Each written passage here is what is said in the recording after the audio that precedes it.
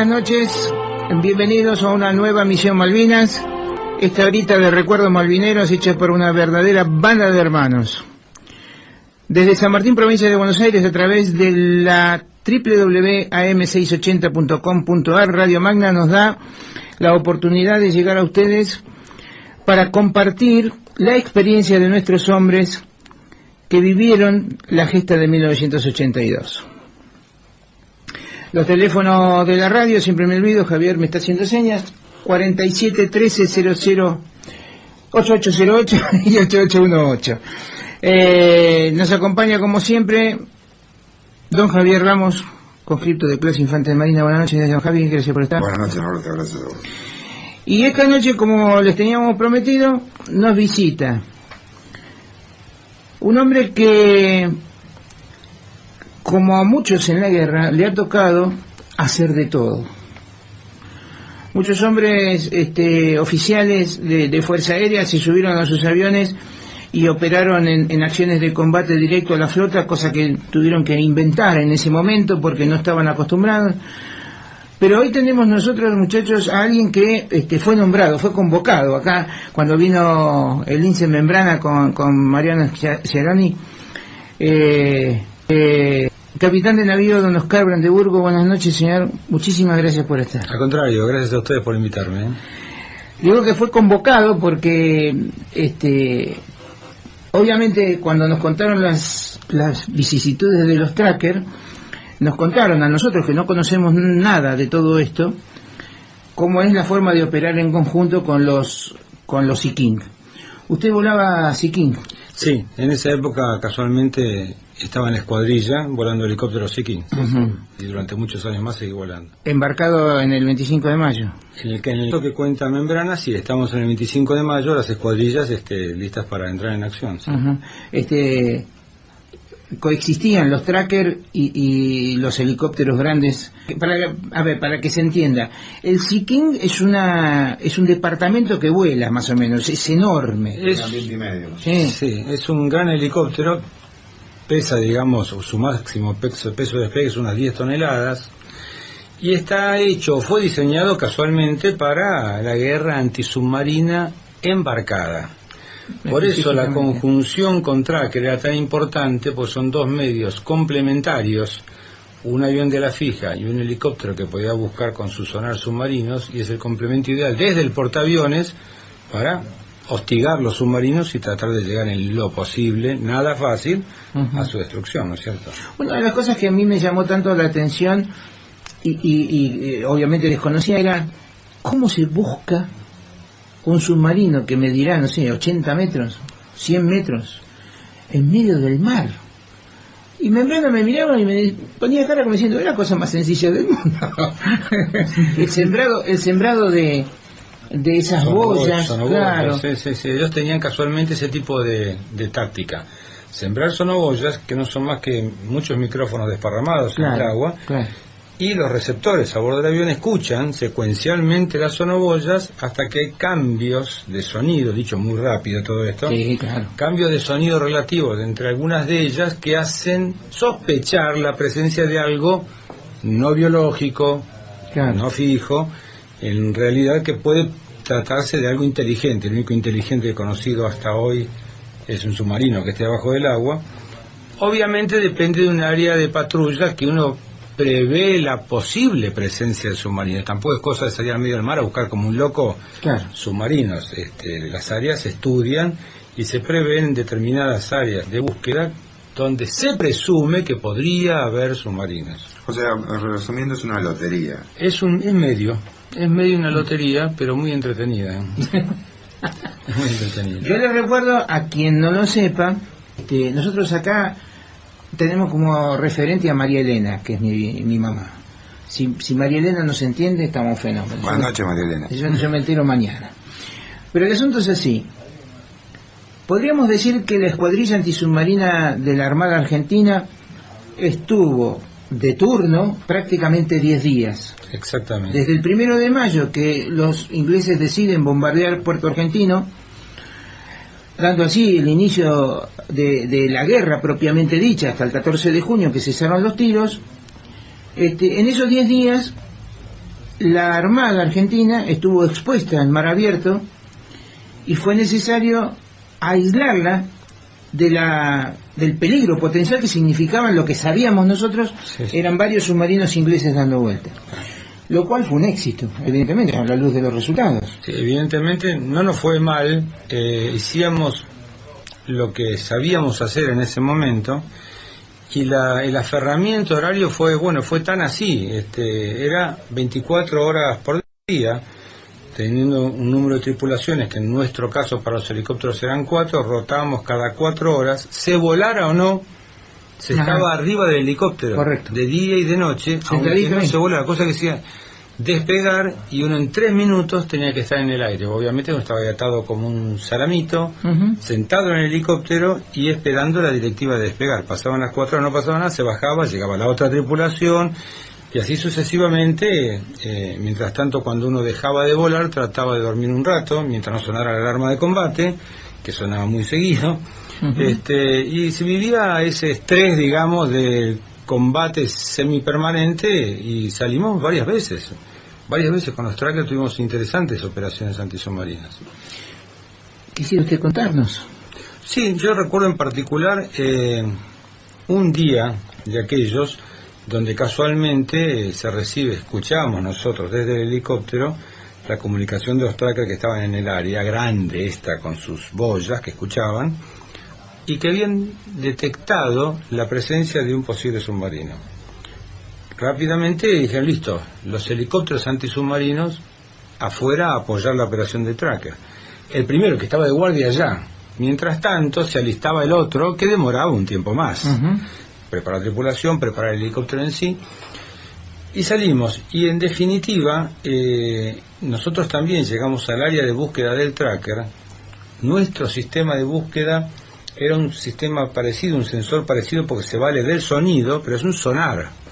Uno se cuelga arriba del agua y baja un aparato grande que se sumerge en el agua, y eso puede escuchar pasivo, igual que los microfonitos de las boyas de los trackers, o activo, emitiendo un pulso de sonido y esperando recibir el eco si rebota en alguna cosa que encuentra ahí abajo. Correcto. Ese eco se analiza por gente muy específica, claro, para ver si es poroso, si no es poroso, si es biológico, si no es biológico, si es metálico, evidentemente es la mejor respuesta para nuestras sospechas. Claro. Y se obtuvieron categorizaciones de contacto muy altas para lo que esperábamos. Bueno, y en definitiva, ese submarino fue atacado, se relevaron aviones también en la zona. Por supuesto no tuvimos en ese momento ningún indicio de cuál había sido el resultado del ataque.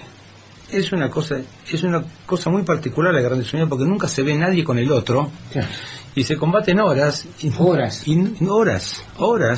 y nunca se sabe ni si está, ni si no está, ni si es, ni si no es. Solo arriba soy un loco que estoy tirando cosas adentro del agua, pero es que así es la característica de ese tipo de guerra antisubmarina. Es curiosa, uno no ve el blanco para tirarle.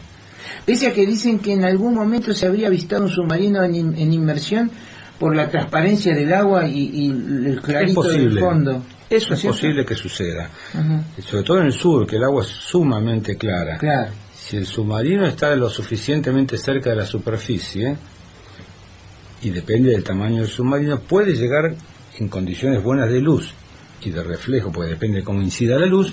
Yo he visto, y sí se ven submarinos sumergidos, los nuestros, en nuestros en ensayos, digamos. No es razonable que suceda. Es una cosa a la Sería cual... un error muy grave es una cosa a la cual, claro, se cuida mucho, salvo que el submarino tenga que adoptar un plano lo suficientemente cercano a la superficie, porque tiene que sacar su periscopio, porque tiene que sacar su antena de comunicaciones, porque tiene que sacar algo que obviamente lo tiene que hacer cerca de la superficie. En esas circunstancias, bueno, es pasible de ser visto visualmente que tener una casualidad y una suerte grande como una casa, porque es muy grande el mar, ¿eh? Bueno, pero era lo que usted decía recién.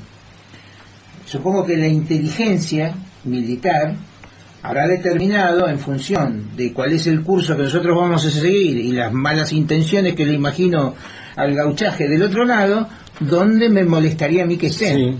Si no los encuentro porque no están, tanto mejor, porque no corro el riesgo. Y si los encuentro, pues le daré masita porque ese es mi trabajo. Sí, se estudia cuáles son las áreas más probables para que se encuentren los submarinos en función del tránsito propio, porque ellos estudian lo mismo, pero al revés, podemos decir nosotros. Y normalmente uno no le da mucho. Y por otro lado hay que tener en cuenta que los submarinos no pueden estar uno al lado del otro, porque ellos tampoco se ven. Las áreas, los santuarios, donde están las áreas de patrulla de los submarinos, están razonablemente alejadas, de tal forma de asegurarse, o prácticamente asegurarse, que no haya interferencias mutuas entre ellos, porque sería una situación sumamente comprometida. El submarino tiene que trabajar de forma absolutamente independiente y poder llevar a cabo sus tácticas sin verse interferir, y menos con alguien de su propio bando. ¿Qué puede suceder también? Puede suceder, sí, cómo no, puede suceder. Ahora, una cosa que a mí siempre me llamó la atención. Yo soy hincha fanático de los veteranos, pero particularmente de aquellos que hicieron mucho más de lo que se esperaba que hicieran, ¿no? Hemos tenido el honor de tener en estos micrófonos al capitán del San Luis.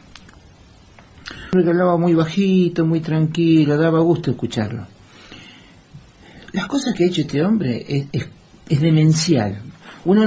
A mí me costaba imaginarme que ese señor tan bonachón con el que estaba hablando hubiese dicho semejante macana, ¿no?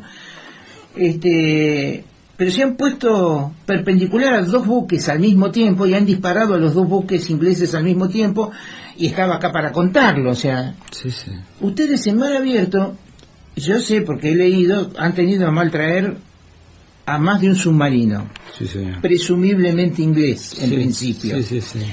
Este hombre entró, salió, puteó porque no le andaban las cosas, volvió, las hizo arreglar, volvió a entrar, hizo todo lo que pudo para que le dieran, y zafó. Con la flota específicamente dedicada a guerra antisubmarina de la NATO. Así que no era cualquiera el que estaba. La Armada Británica tenía en su momento específicamente la tarea antisubmarina de la Organización del Atlántico Norte. Así que era la Armada para ponerse en contra, ¿no es cierto? Sin embargo, no pudieron. Este hombre con un submarino a pedal, poco menos, estuvo en las Barbas porque estuvo en el norte del Estrecho San Carlos, en una zona de espera. Sí, atacó a los buques ingleses, pobre, no tuvo suerte porque la técnica no lo acompañó. Sí. Pero realmente yo lo escuchaba en Brana, estuvimos charlando, le cuento a la gente, estuvimos hace un ratito que estábamos charlando con Oscar afuera. Es imposible que no lo hayan enganchado, porque los medios se multiplican y es una cuestión de probabilidades también. Es que yo creo que sabían que estaba, no sabían exactamente dónde. Sabían que estaba porque los torpedos se escuchaban salir. Claro. Entonces sabían que estaba, pero no sabían exactamente dónde, y el submarino tuvo la suficiente habilidad como para escamotearse de todos los sensores que lo buscaban y poder zafar, que es un tema altamente estresante para la tripulación del submarino, porque tampoco ve nada el submarino. Como yo no lo veo a él tampoco me ve a mí. Así que realmente es un tema muy complejo. Un torpedo en el agua, decía usted recién. Se escucha. ¿Se identifica? Se identifica perfectamente. La gente que está específicamente preparada para eso, los sonaristas y los que hacen escucha hidrofónica, que así se denomina lo que están pasando en el agua, escuchan y rápidamente detectan si es un torpedo, porque se escucha el ruido de las hélices rápidas, por ejemplo. Hélices rápidas son hélices de torpedo, y se escucha la frecuencia. Ellos están preparados para escuchar eso. De hecho, un buen hidrofónico que escuche el ruido de un submarino o el ruido de un barco, sus hélices, en función de la cantidad de vueltas que da la hélice, puede sacar la velocidad del barco, por ejemplo. Esos son años y años de escuchar cosas. Él trabaja con sus oídos nada más. Bueno, también se decía que era difícil. Yo fui a una charla donde estaba Carlos Cal, ¿sí? Y nos contaba también en Tracker, claro. De Tracker, y comentaba con la gente, ¿no es cierto?, que la firma acústica, es decir, la identificación, lo pasamos en castellano, la identificación por el ruido de los submarinos nucleares, nosotros no las poseíamos, como no las posee prácticamente nadie que no tenga submarinos, o sea, ninguna flota que no tenga submarinos nucleares, ¿no es cierto? Entonces era muy difícil identificar por el ruido de un submarino nuclear, que había varios. Sí, por lo menos 2 se sospechaba que había, sí. es cierto. Una de las cosas que charlábamos acá era cómo hubiese sido la suerte del Belgrano de haber contado con los Siquín a mano, por ejemplo. Me parece que no hubiera modificado demasiado, porque ¿Sí? nadie se enteró que el submarino estaba en ese momento en condiciones de lanzarle. Es decir, probablemente podría haber sido hostigado el submarino luego del lanzamiento, lo cual nada Después, hubiera cambiado. claro. Se entiende perfectamente. Excepto que, en función de la táctica que estuvieran llevando a cabo en ese momento, hubiera habido un plan de búsqueda u hostigamiento de probables submarinos que hubiera en el área. Entonces, realmente, tanto los trackers como el portaaviones o los helicópteros molestan al que quizás pudiera estar ahí, quitándole la iniciativa de, con toda la tranquilidad, iniciar un movimiento para posicionarse para atacar. Eso sí podría haber sido. Por lo que yo he podido leer, el accionar de trackers y Siquín durante esos 10 días en el que el portaaviones, a veces con una escolta mínima en determinado momento, ascendía por el litoral nuestro hacia su base natural desde Malvinas, ha espantado a los submarinos, por lo que se pudo saber después, ¿no es cierto? Bueno, claro, es disuasivo el tema. Claro. El submarino depende mucho de su discreción para tener éxito. Claro. Si él tiene la necesidad de tornarse indiscreto, comete dos errores. Primero, que no asegura el éxito de su ataque. Y segundo, que automáticamente queda vulnerable, porque si es detectado, perdió toda su gran ventaja, que es la discreción. Yo he leído que entre las tareas que les ha tocado hacer, a ustedes se los utilizaba como señuelos para defender a la flota. Y leí algo de Ciaroni que me ha hecho reír realmente. Cuéntelo, porque no tiene desperdicio. Sí, en términos, realmente nosotros estamos algunos escalones abajo en términos de tecnología. Algunos escalones abajo. Con respecto a eso, un eufemismo que queda razonablemente bien. ¿Algunos estamos hablando de 200, 300? No sé si pero en el medio. Claro. Ok, bien. No, yo porque soy medio durito, como soy... Claro, entonces había que inventar, generar, diseñar cosas a fuerza de la necesidad que quiera incrementar un poco más la capacidad de defensa, la capacidad de oponerse a tecnología que en muchos casos tampoco conocíamos. Claro. Bueno, este era casualmente uno de los problemas. ¿Cómo eludir el ataque misilístico de unidades de superficie que lanzaran hacia nuestra flota? Y alguien pensó en poner barreras de helicópteros que hicieran señuelos simulando ser buques. Como el helicóptero puede volar a la velocidad que quiere, ocupando posiciones en la cortina, que es lo que se llama una especie de círculo que tienen los buques alrededor de un núcleo que es el blanco principal a proteger, ocupando esas estaciones de los buques a lo largo de ese círculo.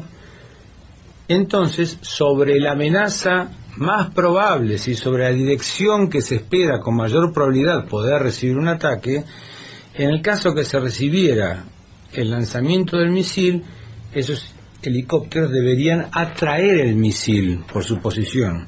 Linda changa, ¿eh? Sí. ¿Los hacían volar vendados los ojos? No, pero teóricamente en el último momento, cuando estaba ya muy cerca, había que subir rápidamente para que el misil pasara por abajo y no pegara. Una cosa bastante extraña, pero yo no la volé nunca, esa misión, y no quedó mucho más lejos de una idea febril, tratando de inventar cosas a la acuciante contra situación lo que no nos se podíamos oponer. Hubo más de esas, Bueno, uno acá ha conocido varias que dieron su resultado. Sí, señor. La nuestra dio resultado en el cruce, por ejemplo. En el cruce. Ese fue inédito, pero dio resultado. Les cuento a la gente que ahora nos va a contar don Oscar un trabajito que hizo de visita a Javier. Javier estaba en la isla de Borbón y la Armada monta una operación de rescate similar, pero con otros medios, a la que ya les hemos contado con los protagonistas en su momento de la Fuerza Aérea, con el Twin Otter, para extraer gente que realmente no tenía ya sentido que siguiera estando en Borbón. Ahora lo vamos a contar. Lo tenemos a Luciano en el teléfono. Lucho, ¿cómo te va? Buenas noches. Hola, ¿qué tal? ¿Me escuchan? Sí, perfectamente. ¿Qué tal? Buenas noches a todos, ¿cómo andan? Muy bien. Bueno, acá somos un montón. Ajá, hay mucho. Le cuento a don Oscar Brandeburgo que la radio tiene una sala de chat propia. Y los oyentes se enganchan en la sala de chat y a veces nos acercan sus comentarios, sus consultas. Exactamente. Así que hay mucha gente por ahí. Sí, somos un montón. Venía tupido esto hasta que empezaron el reportaje y ahí todo el mundo se puso atento. Se aplacó. Tordo, Analía, Hernández Bariloche, Zapa, Almafuerte, Cau, Argo, Profe, Claudio Maciel, Pedro Silva, entre paréntesis, Pedrazo. Pedro Silva es de Uruguay. Ah, sí. Sí, señor. Saludos, Pedrito. Saludos a los hermanos, sí. ¿Sí? ¿Quién más, Lucho? Y Pepe. Pepe Orequi. Bien. Lo nombraste a Cau. Son todas los nicks, ¿no? Claro. De la banda. Sí, lo nombré, pero por costumbre, porque no lo leí. Ajá. Bueno, Cristian vive en Neuquén y es profesor de historia. Y es un estudioso a ultranza de este asunto y tiene un sentido muy afinado de las cosas. Donde él pone el ojo, a veces hay que seguirlo porque suele poner la bala. Y una de las cosas que quería saber, la pregunta que yo le hice fuera de micrófono, acerca de si había visto gente, era de su interés saber si había tropas. Y no, te comentaba que han visto gente que pensaron que justamente después por culpa de la demora. Por los lugares donde pasamos nosotros, que eran los más alejados posibles de donde hubiera tropa casualmente. Correcto. En previsión de casualmente no ser detectados. No vimos. Sí vimos gente, pero que no era tropa, gente que era del local. Pobladores y poquitos. Y que nosotros pensamos que en ese momento habían dado el aviso que estamos llegando a las islas. Bueno, fantástico, Lucho, muchísimas gracias. Bueno, hasta luego. Un beso. Abrazo. El cruce. Hicieron de todo, lo contamos, ¿no es cierto? Hicieron de todo. Fue complicado, sí. En esa misión que monta la Armada, ¿cómo se eligen dos Sea King? ¿Por qué razón se eligen esas aeronaves?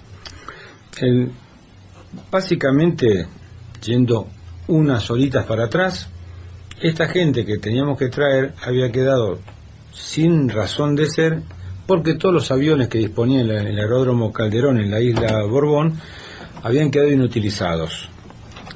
Al quedar inutilizados, evidentemente podían ser reorientados hacia otras tareas, otras escuadrillas, en la ignorancia de cuánto duraba el conflicto. Claro, en ese momento estamos hablando de últimos días de mayo, y se decide replegarlos al continente con algo que pudiera ir y volver. Lo más potable para eso eran los helicópteros nuestros. Nosotros estábamos en ese momento haciendo tareas antisubmarinas desde bases costeras, apoyando una división de destructores que iba y venía hacia el sur, casualmente hostigando la posible presencia de submarinos cerca del Golfo San Matías, ahí frente a Viedma, por allí cerca. Muy bien, nos llega la directiva de preparar helicópteros para hacer este rescate, y ahí empezaba la escuadrilla, cuántos, quién, cómo, y comienza, no se sabía exactamente la cantidad de gente, pero tampoco se podía estirar mucho porque el helicóptero tiene un peso máximo que puede portar arriba. Claro.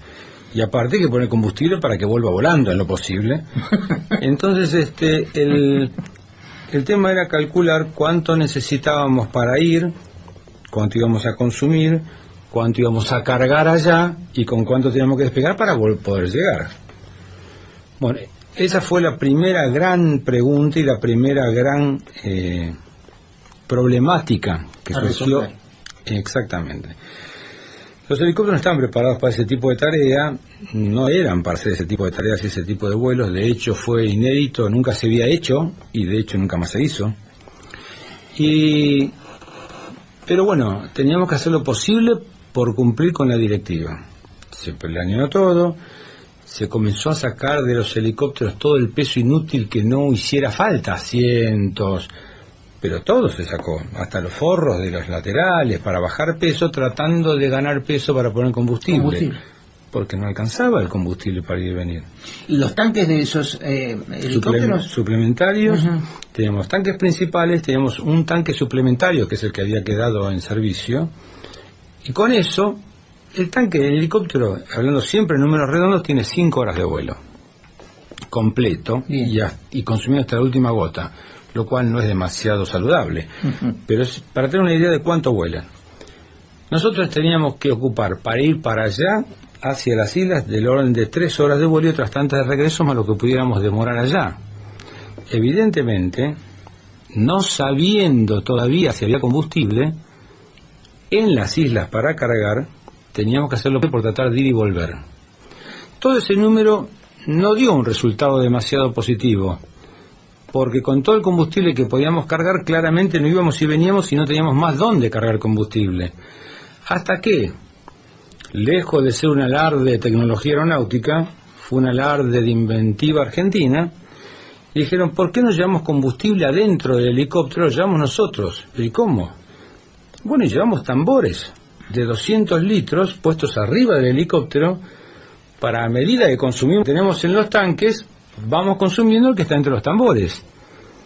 ¿Y cómo lo mandamos al tanque? Porque el tambor no consume el motor. En el aire. Volando. Bueno, los mecánicos ahí otra vez se pusieron a estudiar el tema y se decidió sacar las tapas de los tanques del piso del helicóptero, abrir los tanques, y a través de eso, con una manguera, a medida que se iba consumiendo el combustible, el mecánico, porque llevamos un solo mecánico para minimizar peso, eran 2 pilotos y un mecánico, el mecánico con una bomba reloj a mano iba metiendo combustible en el tanque a medida que los motores consumían combustible. Se acababa un tambor, cambiaba la manguera, le ponían al otro y seguía mandando combustible para poder seguir volando. La verdad que dio resultado. A nadie se le hubiera podido ocurrir semejante cosa antes que eso, pero había que hacer lo que se pueda por llegar. No obstante eso, aún con los 5 tambores, porque más no entraban porque no podíamos despegar con más peso, claro. No íbamos y volvíamos, no llegaba. Así todo no alcanzaba. Así todo no llegábamos, nos quedábamos. Lo que se denomina el punto de no retorno, que es el punto ante el cual, si yo me paso de ese lugar, ya no puedo volver al lugar de donde salí. Claro, estaba como a unas 70 millas del objetivo. 70 millas son del orden de 130 kilómetros más o menos.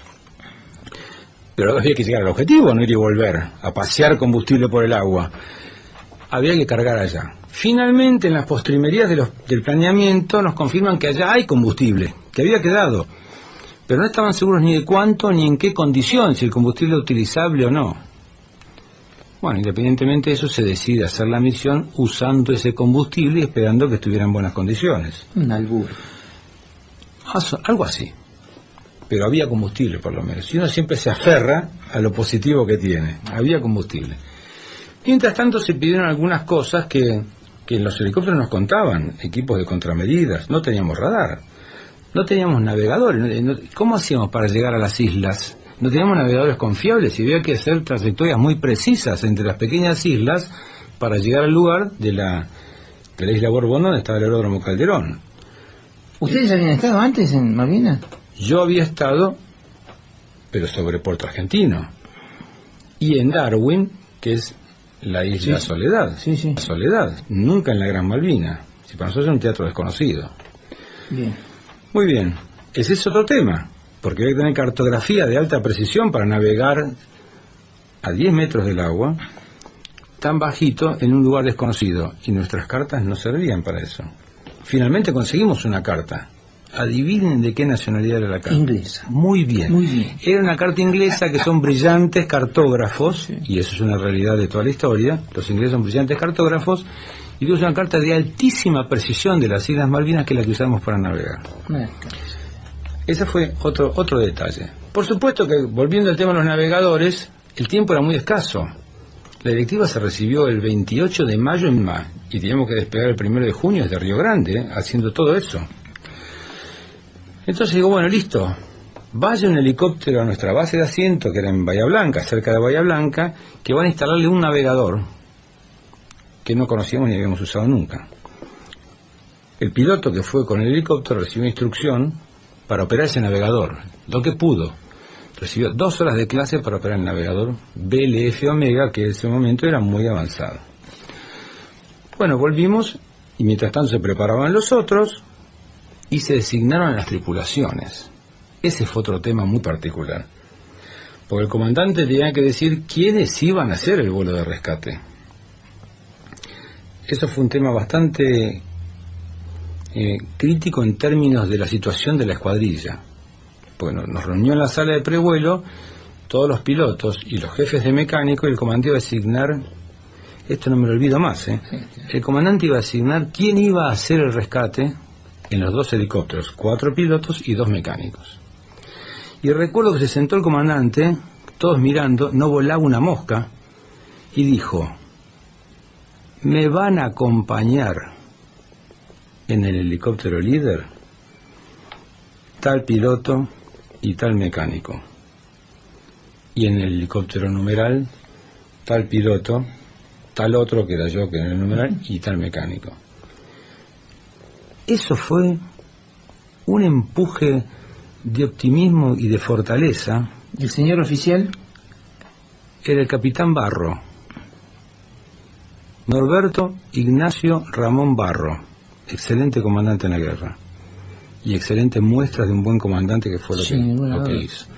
Eso nos fue un espaldarazo de confianza profesional, porque él, lejos de decir, listo, yo controlo, van a ir, no dijo eso, van a acompañarme, y así lo hizo. Claro, vamos a cualquier lado.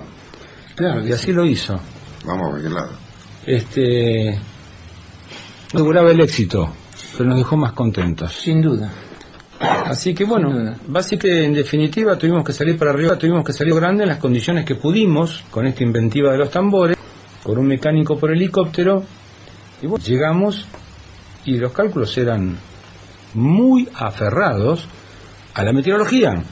La meteorología era una gran aliada o una gran enemiga nuestra, porque la cabecera de San Carlos, que estaba ahí nomás con todos los ingleses, nosotros necesitamos que no nos vieran de arriba las patrullas de Harrier.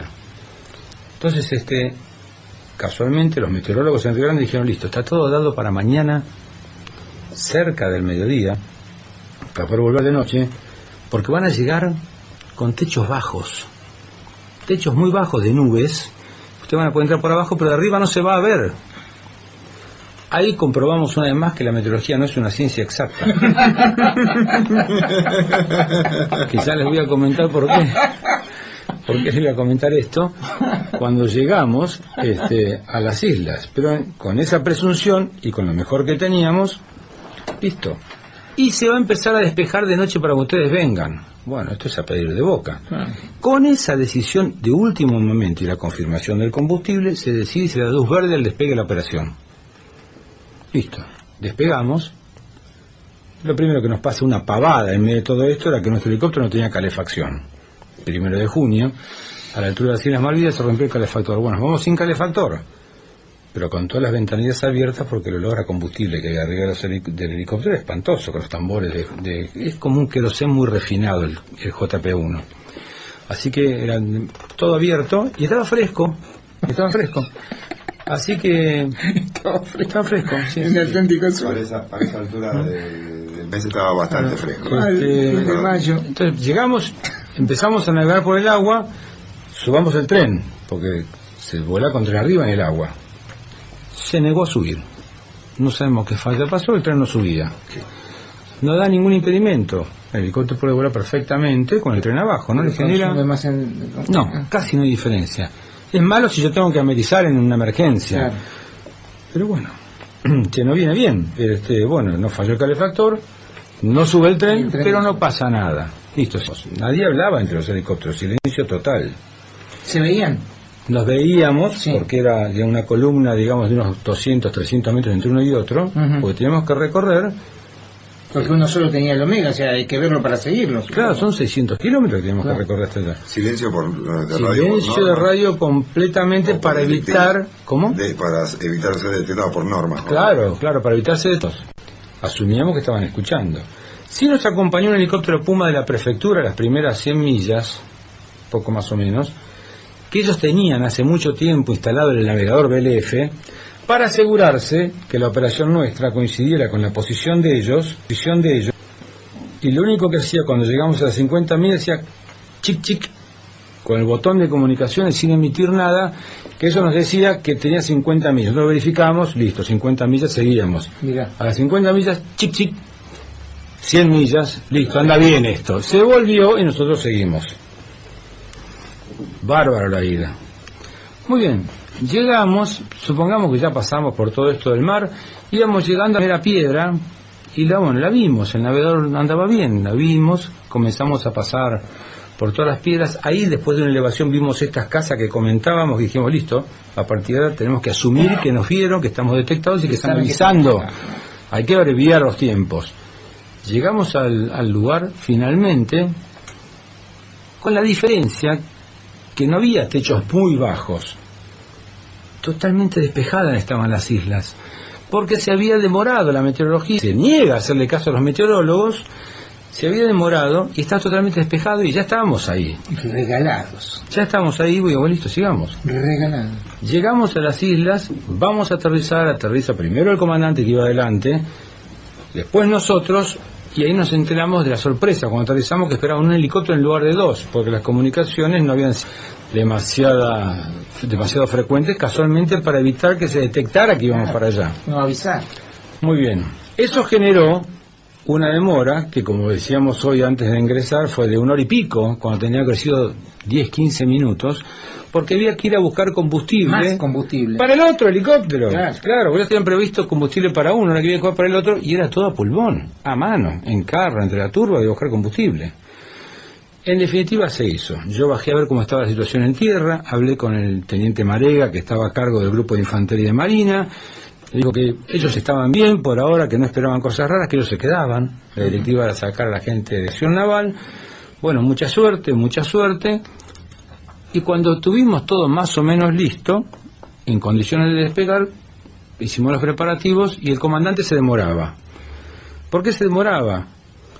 Porque su copiloto, que ha tenido muy poco tiempo de instrucción, no podía largar de vuelta el navegador. No lo podía hacer largar para que navegara hacia el punto de salida. Era un error seguramente de funcionamiento, pero él no podía detectar, dado su escaso tiempo, cuál era el problema en la operación.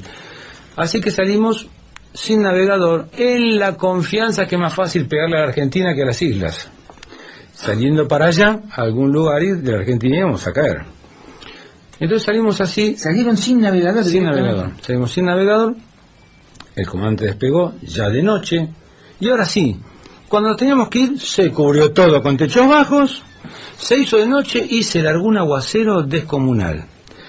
Nosotros habíamos venido volando a 5 metros de altura, en la aproximación sobre el agua, sí. Y bien pasada la máxima velocidad permitida para minimizar el tiempo de tránsito. Y ahora podemos ir un poco más alto porque era de noche, que siempre es más complicado, así que vamos a ir a 30 metros del agua.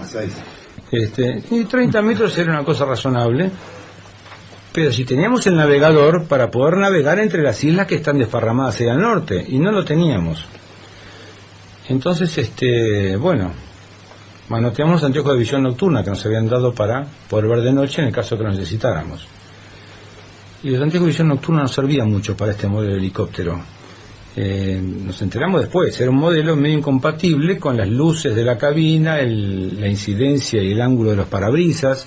Se veían mucho las luces de adentro en su intensificador y yo no veía para afuera, se veían las luces del propio helicóptero. Como había uno por tripulación, uno tenía que ver las luces y otro tenía que ver con el anteojo.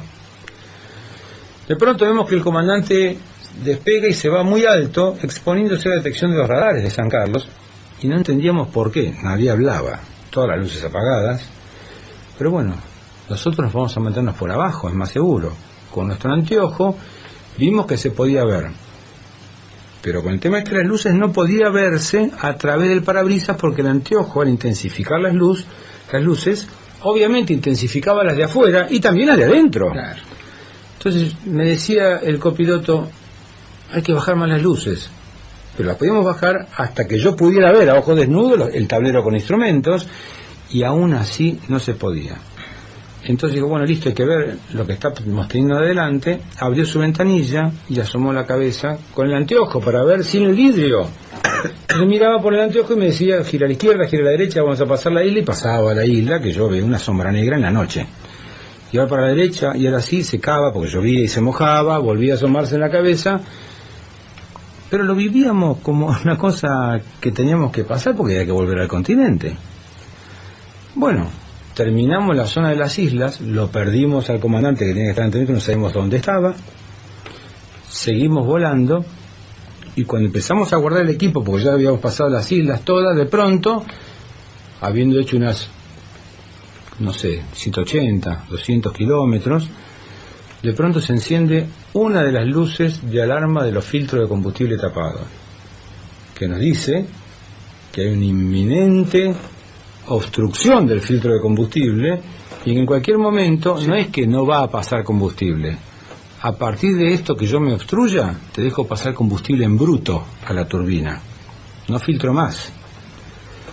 Pero no sabíamos cuál era el objetivo por el cual se estaba obstruyendo. Te digo, poder funcionar el motor con el combustible en bruto sin filtrar. Y, uy, qué barbaridad, este combustible tiene un problema, este motor.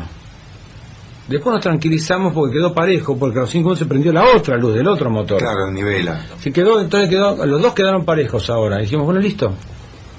La mejor forma es aflojar las luces para no verlas, porque son muy intensas, para que no me molestaban. Claro, porque una cosa es que el nivel vaya torcido, otra cosa es que vaya nivelado. Entonces, bueno, listo, seguimos así, seguimos así. El helicóptero... Ahora, yo me voy a San Clemente con mi auto y mi familia. Y titila una luz roja en el tablero y se me pone el corazón en la garganta. ¿Y qué hacíamos nosotros? ¿A dónde íbamos a volver? No solo el corazón, sino otras cosas le subieron a la garganta, obviamente, a la garganta. De ánimo, lo único que quedaba era seguir adelante. ¿A dónde íbamos a ir? No había... Digo, nos faltaba 1 hora y media para llegar. Y bueno, llegamos adelante confiando en que la contaminación no sea tan burda como para impedir el funcionamiento de los motores, en cuyo caso vamos a tener que aterrizar en el agua y que sea lo que Dios quiere, que nos vengan a buscar si zafamos. El helicóptero siguió volando. Un fierro, el Siquín siguió volando sin inconvenientes. Mucho nervio de parte nuestra verificando los motores, los instrumentos, el mecánico está permanentemente monitoreando eso. Y cuando estamos acercando, empezó a emitir el avión que estaba arriba esperándonos, ya falta poco, vamos que van llegando. Ahí sí ya tenían contacto radio. Ellos hablaban, nosotros no. Nosotros escuchábamos lo que nos iban informando. Correcto. Que la situación meteorológica estaba bastante bien. Lo único que hay niebla en el aeropuerto. ¿Qué algo más? Entonces digo, ¿pero cómo hay niebla? ¿Y dónde vamos a aterrizar? Bueno, aterrizamos donde podamos. Lo importante es llegar al continente. En definitiva había niebla y nos seguíamos aproximando. Nos faltaba poco. Y de pronto vimos que se nos acercaba una lucecita blanca que era el helicóptero del comandante. Y nos fuimos acercando, formamos con él en escalón para llegar, ya teníamos las luces de la ciudad, y se levantó viento, se está despejando la niebla, continúa en la aproximación, pero la pista tiene hielo, que en ese momento lo que menos nos importaba, que tenga hielo, que esté pintada, no me importa nada. Claro. Entonces, bueno, en definitiva llegamos, aterrizamos, 21:55 fue el aterrizaje, habiendo esperado 14:32, los motores no pararon nunca en todo eso, y la gente llegó, nosotros también, y los helicópteros que nos llevaron también, a los cuales agradezco mucho por habernos llevado y traído de vuelta. Más o menos esa fue la aventura. Acá no laboraba Ismontán, pero es el salario del miedo, no me digas. Dios mío. Sí, tuvimos suerte, un poco de suerte tuvimos, sí, claro. ¿Y la muchachada que ustedes traían? La muchachada que traíamos nosotros... Me abría la boca. Estaba en esa, digamos, ignorancia feliz de que no sabe muy bien lo que está pasando y se siente que es transportado por un avión de pasajeros y nadie sabe que en la cabina están peleando porque están quedando sin un motor y uno está comiendo el pollo tranquilo. Entonces, pero bien, obviamente, de noche, todo es más raro, hay un silencio, nadie hablaba de nada. Pero bien, los mecánicos que llevamos eran excepcionales mecánicos, eran los mejores mecánicos que tenía la escuadrilla, el suboficial Gicó y el suboficial Montani, excepcionales mecánicos los dos. Tenían que hacer todo lo que se pudiera hacer para traer los helicópteros de vuelta. y cumplieron con creces su cometido, inclusive el tema del músculo que sacaron mandando combustible a los tanques. Se confirmó que el combustible estaba contaminado por presencia de agua, con lo cual no hizo que la turbina dejara de funcionar. Se pudo funcionar igual porque era agua lo que tenía y no otra obstrucción. Habrá perdido rendimiento, qué sé yo, pero seguía. No recuerdo el nombre del oficial que lo acompañó. En el helicóptero líder el comandante, el capitán Barro, con el teniente navío Iglesias, todo en aquel momento, ¿no? Había 2 Iglesias. Sí, en el mío iba el otro Iglesias. ¿Tenía algo que ver? No, absolutamente nada que ver. El otro Iglesias y yo como copiloto. A nosotros nos acompañaba el suboficial Montani y el comandante el suboficial Chico. Y aquí estamos. ¿Pero suena divertido o no? Dios mío, claro, ahora suena bárbaro. Sí. Si quiere, si me permite, señor, le podemos sumar el hecho de que también se salvaron, lo mismo que la gente del Twin Otter, porque nos dieron a tiempo la directiva de alto el fuego, porque después del 15 de mayo todo lo que volaba sobre Borbón para nosotros era elemento hostil. Era razonable. Sobre todo los que no sabíamos, como en mi caso, diferenciar cuáles eran los nuestros y cuáles eran los de ellos. Motivo por el cual, para mí todo lo que volaba era hostil. Salvo que tuvieran otro ruido como el Twin Otter, que ese se salvó por eso, nada más. No por otra cosa. Y en esos momentos ha habido muchos casos en los que sin saber uno tira y tiran todos. Obviamente. Por simpatía. Claro, se ha costado la vida a un piloto nuestro a manos de la gente nuestra. Se puso la balacera por simpatía. Claro. Sí. Realmente, respiro, que me angustió. Pero que se entretiene uno. Sí, seguro. Sí. Usted siguió volando después. Sí, definitivamente. Es espectacular. El vuelo y el recuerdo que tengo de estos helicópteros es espectacular. Eso fue en el 82. Yo dejé de volar en el 2004. ¿Siempre con Siquín? En general, sí. Terminé mi actividad de vuelo en Siquín, ya no designado a la escuadrilla específicamente, sino en otros cargos superiores, pero volando de vez en cuando en ese helicóptero. Cuando dejé la escuadrilla de Siquín fui a otra escuadrilla. Cumplí comando en otra escuadrilla, de helicópteros más chicos, muy gratificante también. Fue mi primera escuadrilla de helicóptero de formación como helicópterista. Y ya después, otros destinos, otras responsabilidades, generan un poco de alejamiento del vuelo, que es lo que uno siempre quiso. Y cuando uno va ascendiendo, se va alejando de los fierros. Sí, hay que dejar que vuele la gente más joven. Claro. ¿Usted tiene familia, Oscar? Tengo familia, sí, tengo 2 hijos, los 2 son bahienses, nacieron allá en la zona de Bahía Blanca. Y hoy estamos todos viviendo aquí en Buenos Aires. Buenos Aires. Sí. Bien. Nosotros, como le comentaba hoy, por iniciativa de Gavino, le pedimos a nuestros invitados una reflexión para la muchachada que nos escucha. Nos escucha mucha gente joven que eran muy pequeñitos o no habían nacido cuando sucedió todo esto. Claro. Y siempre enfrentamos la misma pregunta: ¿cómo fue y cómo seguimos? Sí. Me gustaría, si a usted le parece, que nos dejara ese comentario para todos. ¿Cómo no? Sí, ningún inconveniente.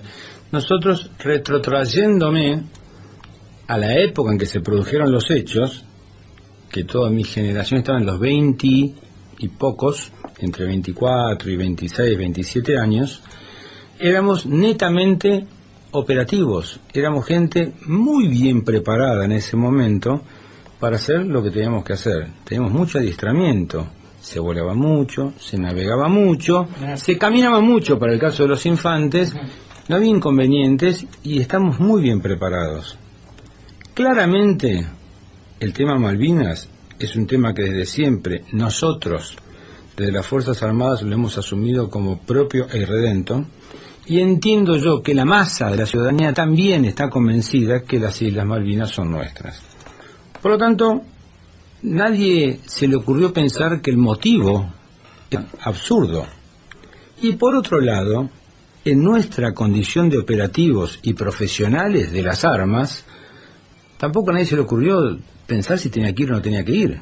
Se nos dijo que teníamos que ir y debíamos ir, porque para eso estábamos preparados, para eso nos habíamos entrenado, nos habíamos adiestrado y habíamos gastado buen dinero del Estado para cumplir estas funciones.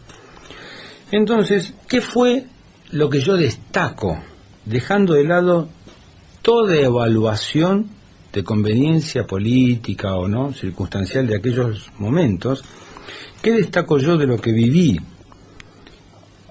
Todo aquel que le cupo el honor, diría yo hoy, participar, y hablando frente al micrófono, a quienes no pueden hacerlo, y participaron, me parece que la convicción de que todos los que estuvieron dieron todo lo que pudieron dar y más, como hemos visto casos que hace poco estuvimos hablando de gente que hizo lo que pudo para cumplir lo que debía hacer, aún no estando previsto el cómo. Entonces me parece que en la medida que uno mira retrospectivamente una odisea de este tipo, una gesta de esta envergadura a nivel histórico nacional, creo que lo rescatable es eso, ver que todo aquel que le cupo la responsabilidad de participar hizo todo lo que pudo. Algunos pudieron más y otros pudieron menos. Algunos tuvieron mejores medios y otros tuvieron peores medios. Algunos supieron más y otros supieron menos, pero todos hicieron lo mejor que pudieron. Los resultados, a mi juicio, están a la vista. Hay publicaciones internacionales, incluyendo británicas, que hablan del desempeño de las fuerzas, que en alguna medida, más allá del resultado final que a nadie le agrada, debe dejarnos una satisfacción de las cosas bien hechas, bien cumplidas, y dejar también la certeza en la ciudadanía, en la población, que quienes le dé hoy una instancia similar, yo no tengo ninguna duda de que van a decir, allá vamos, porque para eso estuvimos preparados. Hay una reflexión de José Ingenieros que yo la tengo muy presente siempre. Lo hemos comentado muchas veces con Javi. Usted habla del resultado. Por supuesto que no puede ser soslayado el resultado, sobre todo por uno que fue el que perdió. O sea, sería muy cobarde frente a la situación irreductible de la realidad escaparle al bulto, como se dice. Pero José Ingenieros me dio una puerta de plata para salir de esta situación. Dice que en estas situaciones donde el espíritu se tensa al máximo, hay dos posibilidades: tener éxito o no tenerlo. Haber tenido éxito en este caso sería estar haciendo este programa desde Puerto Argentino en este momento, por ejemplo. Eso sería el éxito. Pero en la forma en la que uno va por el resultado, en la forma, y ya nos independizamos del resultado, claro, uno es capaz de alcanzar la gloria. Y el éxito es efímero, pero la gloria es eterna. Y en la actitud de esos hombres, compañeros suyos, de Javier, gente del ejército, gente de la prefectura, gente de la gendarmería, que hemos tenido la suerte de contar con ellos acá, y bueno, la Fuerza Aérea ni hablar, han ido por el éxito, se han traído la gloria sin saberlo. El mundo solo cree en aquellas historias en las que los hombres que las proyectan son capaces de hacerse matar por ellas. Sí, señor. Y Dios no quiso otra cosa. Y por eso tenemos 649 hombres allá. No ha querido otra cosa. Pero hoy sabemos que son solo 649. Usted decía recién, fuimos a buscar una gente que después no hizo falta, pero en ese momento no sabíamos cuánto tiempo más íbamos a durar y si necesitábamos de esa gente que hoy estaba allá tomando un riesgo innecesario. Con el diario del lunes, claro, una nena casada, me aparecen todos los candidatos. Claro. Yo he tenido la inmensa fortuna, a través de esto que hacemos entre todos, quiero contarle, Oscar, que el dinero que sale, que cuesta poner este programa en el aire, lo pagan los oyentes, lo reúnen los oyentes, sí, mes a mes. Para darle una idea de cuánto interés hay por conocer estas historias. Claro. ¿Sí? Eso lo pinta de cuerpo entero. Y esa muchachada, muchos eran hombres que peinaban canas, como su jefe, sí, que se expuso, no necesitándolo, han hecho cosas que los han agigantado, Os han convertido en algo más que seres de carne y hueso, los han convertido en un ejemplo, con todo el peso que eso conlleva. Para muchos de nosotros, ustedes, los veteranos, son un ejemplo a seguir, un ejemplo de entrega, de camaradería. En algún momento, yo lo hablaba mucho con Javier, uno tira porque está en el combate y está defendiendo la piedra en la que se encuentra. Y en otro momento tira para defender al compañero y en otro momento tira para defenderse a sí mismo.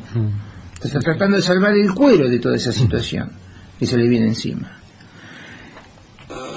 Y lo han hecho, hay tipos que lo han hecho como lo han hecho ustedes, señor, más allá del deber, mucho más allá del deber. Y eso los ha convertido en algo que a muchos no les gusta, les es incómodo. Cuando se habla de heroísmo, de héroes. Los héroes eran personas que venían de un padre que era Dios y una madre que era humana, y heredaban todo el coraje de su padre, pero heredaban la fenitud de su mamá. Si los tipos eran mortales, cosa que los dioses no. Y los dioses iban al combate con sus hijos, que hacían lo mismo que hacían los dioses sabiendo que no eran inmortales. Y eso agigantaba la actitud en el combate. Creo que esos escalones que teníamos de diferencia tecnológica con los ingleses ha agigantado enormemente todo lo que se hizo. Y le digo al aire algo que comentábamos. Con los chilenos hubiese sido una guerra fratricida, impropia de la estatura moral de la nación argentina. Una guerra con los ingleses en el Atlántico Sur ya era cosa de más, de mano a mano. Una guerra a la altura de los antecedentes de esta bendita nación. Así que, don Oscar, ya ni le agradezco porque haya venido. Al contrario. Le agradezco por todo lo que hizo ya. Gracias a ustedes, que aunque no se den cuenta hoy, apoyaron indirectamente, porque nosotros desde allá pensábamos en los que estaban acá. Yo sí quiero hacer público un agradecimiento, como me di el lujo con el oficial de Fuerza Aérea y con Uriona del Twin Otter, que se llevó a mi amigo. Quiero agradecerle en este momento, y por su intermedio al resto de las tripulaciones, el que me hayan traído una carta que ese día nosotros pudimos escribir. O sea, embarcaron correo. Nos trajeron 8 o 10 visores nocturnos que no servían para mí. No servían nada, quise decir, me agarró justo Picasso. Pero entre las cosas que se llevaron, aparte de llevarse al personal aeronaval, se llevaron las cartas que llegó a destino de casa. Así que me alegro. Por su intermedio al resto de la tripulación, muchísimas gracias. Me alegro mucho honestamente. Sí. Bueno, muchísimas gracias. No, gracias a ustedes por la invitación. Cuando quieran. Lo hemos pasado de primera. Gracias, Javi. No, gracias a vos, Y la muchachada que está escuchando, las despedimos como hacemos siempre. Cada noche que nosotros cerramos Misión Malvinas, con las Malvinas en el corazón. Buenas noches. Buenas noches.